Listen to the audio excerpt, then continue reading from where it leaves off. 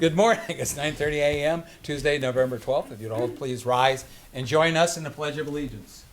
I pledge allegiance to the flag of the United States of America and to the republic for which it stands, one nation, under God, indivisible, with liberty and justice for all.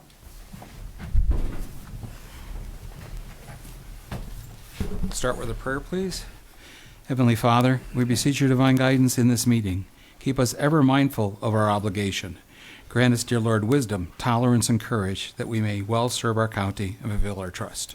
Amen. Amen. Move to approve the minutes of the November 4th public hearing and the November 5th regular meeting. Second. Moved and second. Any discussion? Roll call, please. Harrison? Yes. Sweattick? Yes. Hambley? Yes. All right. Now open public comment regarding any of our pending resolutions. Seeing none, we'll go ahead and proceed with the County Engineer's Office. Dan Becker. Morning. Good morning. Morning. 20 degrees tomorrow. Oh my gosh. That's what they're calling for. I've got 4 resolutions for your consideration. Okay. First resolution is authorizing the county engineer to advertise for bids for the 2025 bituminous plant mix contract. The second is authorizing the county engineer to advertise bids for various sizes and quantities of aggregate for the 2025 year period. The third is approving the annual assessment on improvements for the Montville Reserve subdivision. And the fourth is approving the final plat for that same subdivision. And then our weekly permits. Move to approve the 4 resolutions. Second. Moved and second. Any discussion? Roll call, please. Harrison? Yes. Sweattick? Yes. Hambley? Yes. Thank you. I just want to thank you on behalf of the Board of Commissioners for the Engineer's Office assistance in our new parking lot and everything. I know that you were out there all the time, and you were very helpful. Well, it was very nice of Andy to let me be out there, and I'm glad you're happy with it, but we've got more work to do. Yeah, I know. It looks Dan. Thank nice. you. It does look nice. Yes. That's why we want him in charge, by the way. It looks great, but we've got more work to do. Okay, Sanitary Engineer Jeremy Cinco. Good morning, everyone. Morning. Good morning. 3 resolutions for consideration today. The first is authorizing revisions to the Medina County Sanitary Engineers Code of Regulations. The second is establishing the fee and charges schedule for the Medina County sanitary sewer and water systems. And the third is authorizing the Sanitary Engineer Department to purchase a 4x4 pickup truck. Move to approve the 3 resolutions. Second. Moved and second. Any discussion? Roll call, please. Harrison? Yes. Sweattick? Yes. Hambley? Yes. All right, Thank you. Very good. All right. Human Resources Director Holly Murin. Good morning, Holly. Good morning. On our personnel changes today, we have a new hire in transit, a rate increase in sanitary, a rate and date correction in solid waste district, a leave of absence in sanitary, a return from leave in sanitary, and 2 resignations at Job and Family Services. Move to approve. Second. Moved and second. Any discussion? Roll call, please. Harrison? Yes. Sweattick? Yes. Hambley? Yes. Thank you. Very good. Thanks. Next, our Finance Director, Brett Thomas. Good morning, Commissioners. Good morning. I have 5 resolutions for your consideration today. The first one is our print shop revenue movement in the amount of $3,009.66. Our second resolution is our movements for the Gasoline Rotary Fund. That one totals $19,998.11. And if my papers would move with me here. Our third resolution is expenses of the Adult Probation Department. We had Veronica needing to go to a couple different conferences that she attends quarterly. I did actually have a question on this. I just wanted to let everybody know for this. We had a question for the amounts because Veronica bills out requests $2,000 per trip. However, that is her expectation of a maximum amount that might be incurred. So when she goes, the amount is usually considerably less, but she wants to make sure that that amount is available on the PO each time. So just to bring that forward.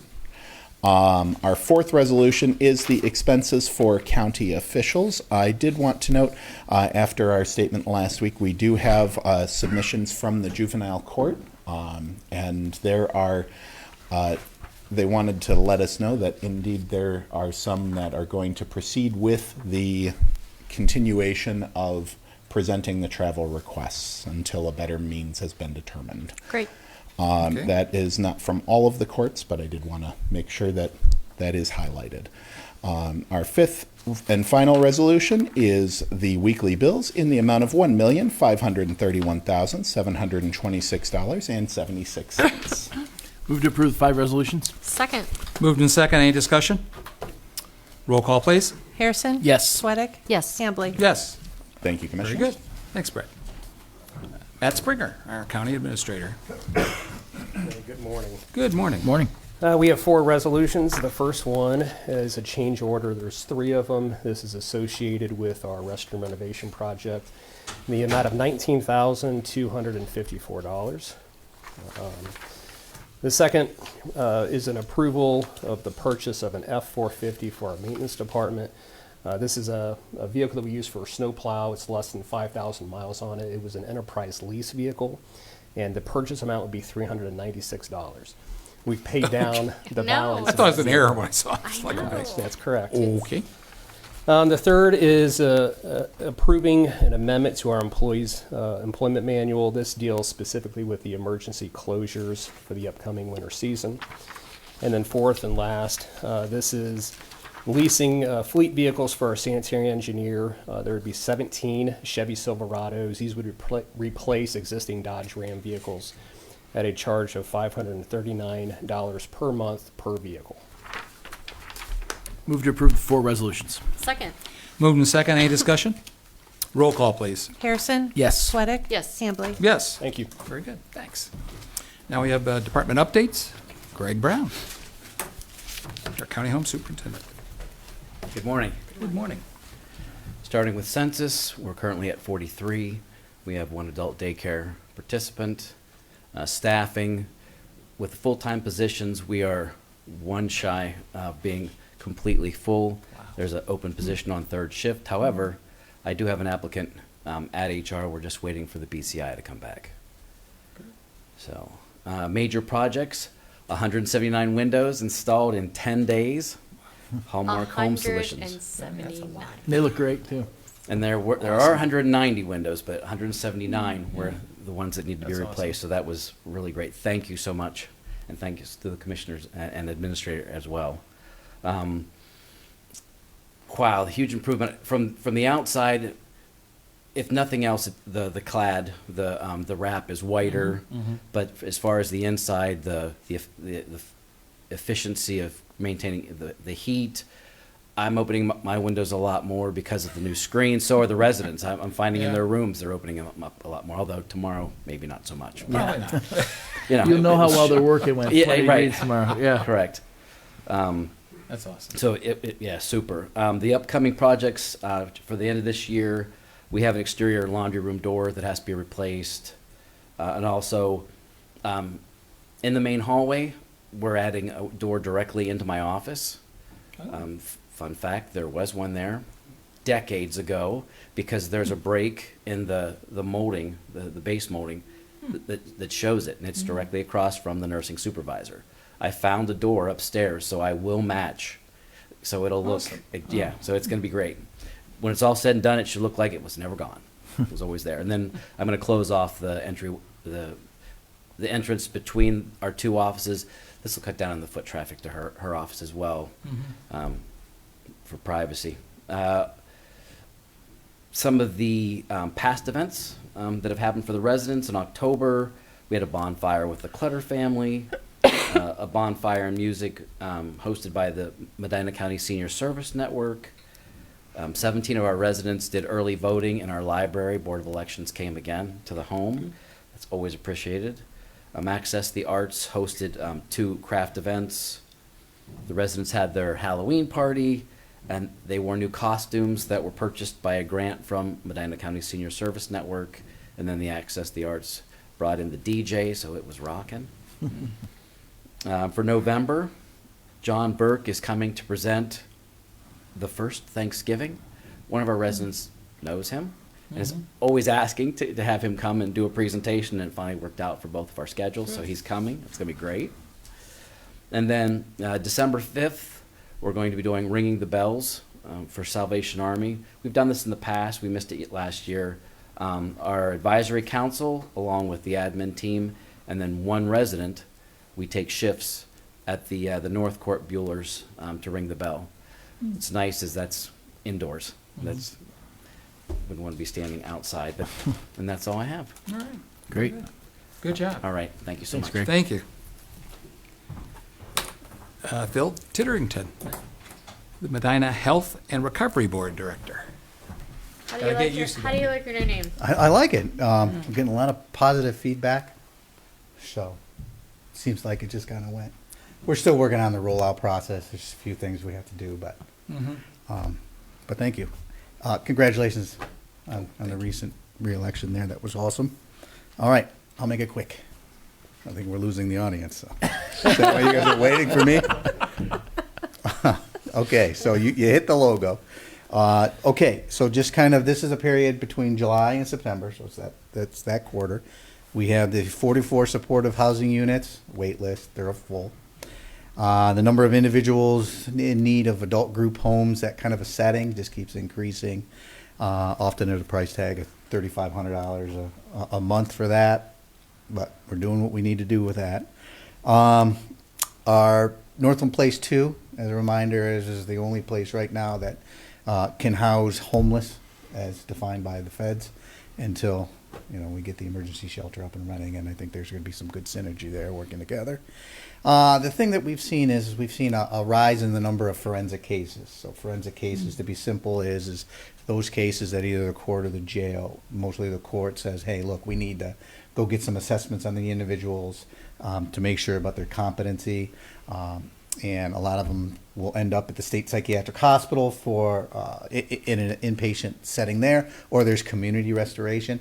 As those numbers go up, we're charged with making sure that we monitor those individuals for the court. So we contract with Alternative Paths. Gail Hauk is the director of forensic, and then recently we, through the board, have added another position.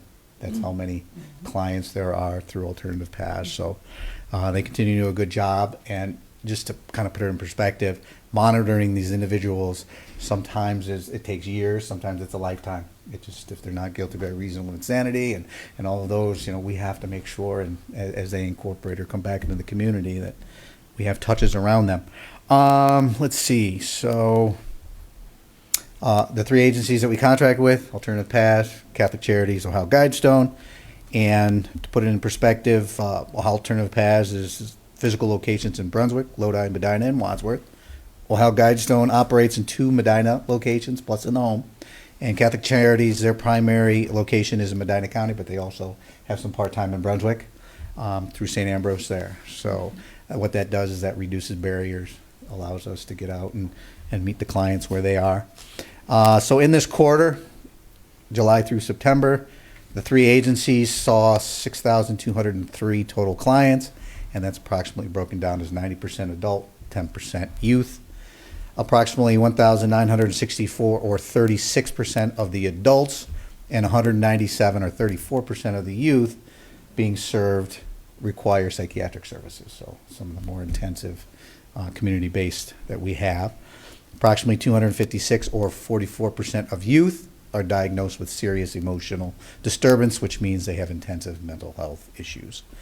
And the boards, the mental health and recovery boards, Youth Resiliency Center continues to provide services within that building, trauma-informed care, behavioral health services for youth families as they work and heal from mental health, substance abuse, and traumatic experiences.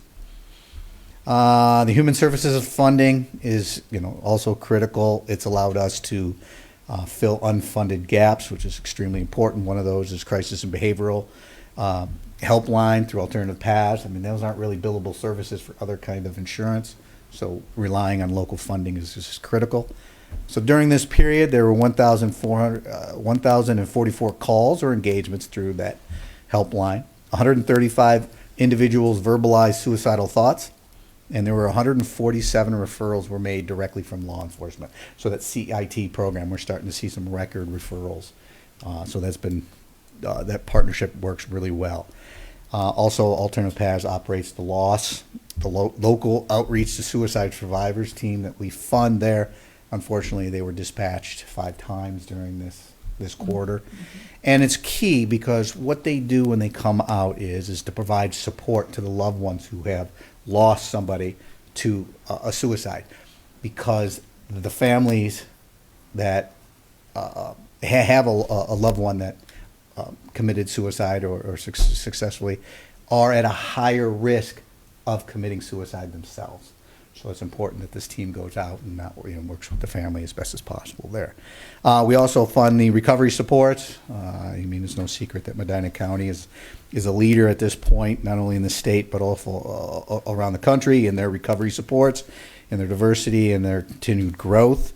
Hope Recovery Community Kathy's House merged with Hope Community, Recovery Community, and that's been going pretty well. Everything together, that's nice. Hope Recovery Community has 4 physical locations throughout the county. So Medina is the main, Brunswick, Wadsworth, as well as the Brown Trump Farm. They operate 365 days a year, and they also have a 24/7 Hope Link program that the Adam Board is able to, see, I just slipped, the Mental Health and Recovery Board funded. I know, I watch that so much. So through this quarter, they had 253 calls to that line specifically. Now that's separate from the crisis and behavioral health line. There were, throughout the county here, there's approximately 10 certified peer recovery supporters through Hope Recovery Community, 3 through Ohio Guidestone, and the average caseload is about 81 that they help serve. They also provide peer support to inmates in the jail. That's critical not only to get them involved and engaged in some of the treatment and the supports, but as they transition into the community. They already have that link. During this reporting period, they linked 125 individuals to detox, residential treatment, or recovery housing, which is, first, we try to have them pay through insurance, but when the individual's insurance, which you can imagine some of them don't, that is an expense that the Adam Board does pick up. But that is a great connection there. Also through medication-assisted treatment and recovery housing. So medication-assisted treatment, it's short is MAT. So on average, there's 111 individuals per month that received MAT through Ohio Guidestone and alternative paths, and the need continues to grow. Ohio Guidestone is looking to expand their walk-in clinic to serve more individuals. Of note, MAT can start or continue in the jail, so this is rather recent, and that's a good thing there. Through the recovery housing, we have 12 women are housed that are at the Mental Health and Recovery Board's Discovery Recovery House, which is a level 3 women's recovery, and that is constantly filled. Also with the levy support, we've supported Kathy's House portion, and there are 40 male beds throughout the county, and they're continuing to grow, and I know they're looking at potentially another house in Brunswick. And then finally, just recently, Hope Recovery Community was awarded through One Ohio Foundation, Region 19, through some funding for not only to increase the diversification of their programming to reach those individuals or those categories that were underserved, such as youth and veterans and such, and also to purchase another property. So the property, once it's purchased, the goal is to provide level 1 housing for women. So you're looking at the Discovery Recovery House level 3, transitioning them into a level 1 and then into permanent. So that's official now. housing. Now that you mentioned it. It must be. Yes, that was listed, I think, in Wednesday. I know it is a We process. find out those we on basically Wednesdays, we had to right? take a vow of secrecy until it Yeah. got announced. It is a process, and I think they're going to announce a few more. Yeah, let's hope. Yeah. Right, so Okay. that's anybody have any questions? Do you have a Good. lot of expenses and changing letterhead and everything else? I think it's kind of the way we do it is kind of a slow process, so it doesn't hit you all at once. But, a lot of it with electronic, and we Yeah, work with the sure. print shop here for letterhead and some of the business cards. The thing that is taking a little bit the longest is our email addresses are going to change. However, what we're going to do is we're going to keep our current one, and it'll feed into. Right. So it'll be a rollout for as long as time, and we are in no hurry because a lot of times it just kind of rolls off. Well, you heard me do it.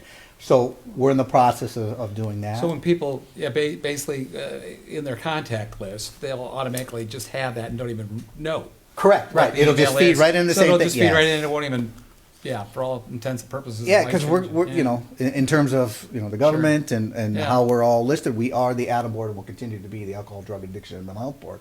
But in name, we could be the Mental Health and Recovery Board, so. MH&R. Yeah, is that MHRB. trying to do MHR?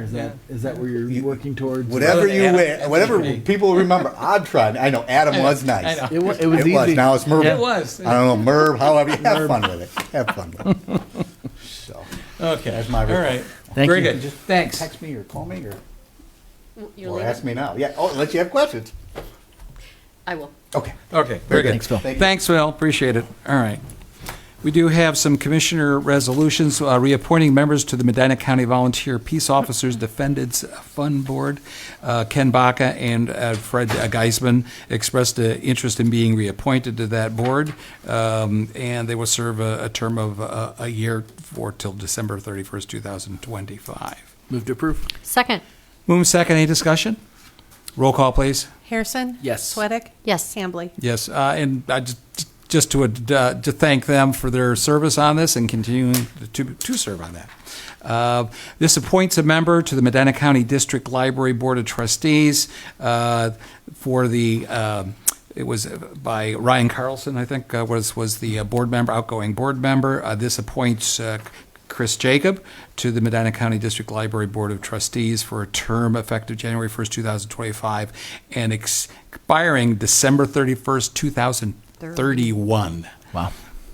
Move to approve. Second. Moved and second. Roll call. Harrison? Yes. Sweattick? Yes. Hambley? Yes, and thanks, Chris, for being willing to serve on that for 7 years. All right. No other resolutions. Move forward to public comment.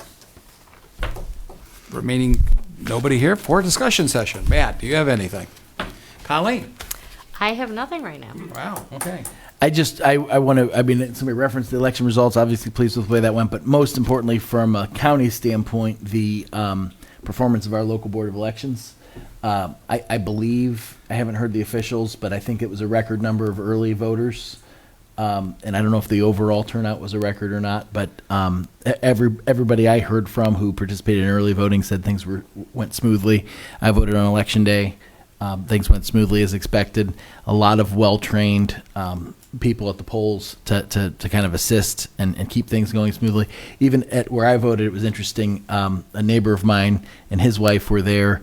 They are new citizens, and they were casting their first ballot, and the poll workers applauded for them as they cast their ballots. That's nice. I thought it was pretty cool. Very nice. So just those little touches too. I think just kind of making it an appropriately special event. So, but big thanks to the Board of Elections. I know the folks at the actual board were there till after 1 o'clock, and but efficiently counting the votes, and again put a lot of bigger counties and cities and states with a lot larger budgets to shame with the way we performed. As I understand, actually, they got home a lot earlier than they anticipated, given the volume. Yeah. And it was just amazing, and it just shows that how orderly and proficient they were in Right. getting it all done. It's amazing. So big actually. kudos out Yes, there. indeed. Obviously, these are Indeed.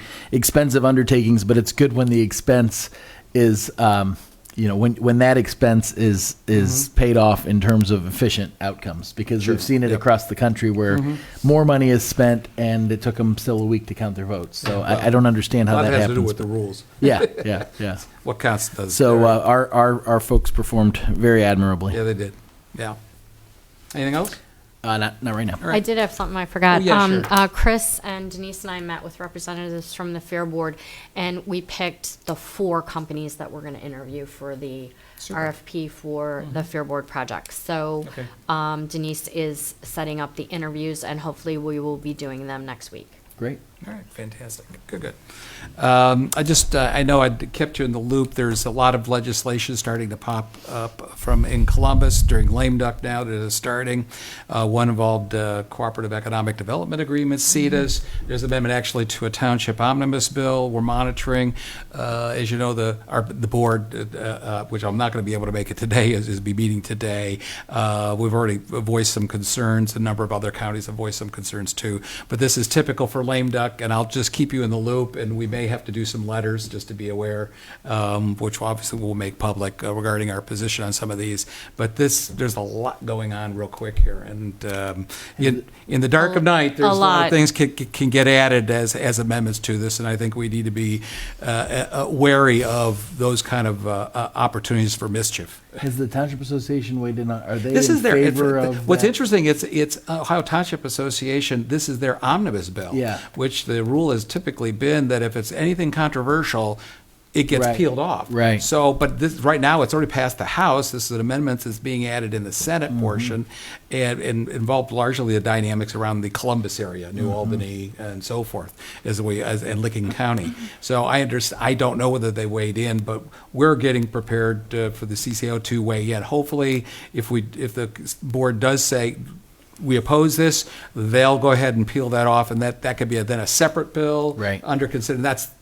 That's the way my preference was when I emailed them, is that my preference is push for being, if it's worthy of consideration, ought to be as a separate bill, and then you can focus on, but that means next year, not now. Well, it seems like an odd way, when you've got a situation like in New Albany, that's probably not, what works for them probably isn't the basis for policy that affects the entire state. So I think 100%. on that basis, just considering it separately makes a lot of sense. Especially smaller and medium-sized townships. Okay, yeah, and I think this is consistent with what the Select Committee in the Senate on Housing was looking at when they were trying to find mechanisms to get around township zoning. This is one of those mechanisms. That was how I read it. And that's why I'd be and they were concerned. publicly declared that. So right now, this is just a back door, which is It's a what I building presented, block, is yeah. one of those elements that can come in, and they're not going to come through the front door. They're going to go Right. through the side or somehow sneak in something that undermines the local zoning. Yeah, and Or even the county authority when it comes to, you see, stormwater regulations, floodplain regulations, our building code, the highway, our roadway regulations would all be basically subverted. Yeah. I'd be interested to see how the Township Association, what position they take on it, because Hopefully I think they're- that is how I read it, at least. Yeah, So. I guess we'll see, but be wary that there'll be probably more of those sneaking. I'll make sure that you made aware Great. and then try to get your input so we can share with CCO.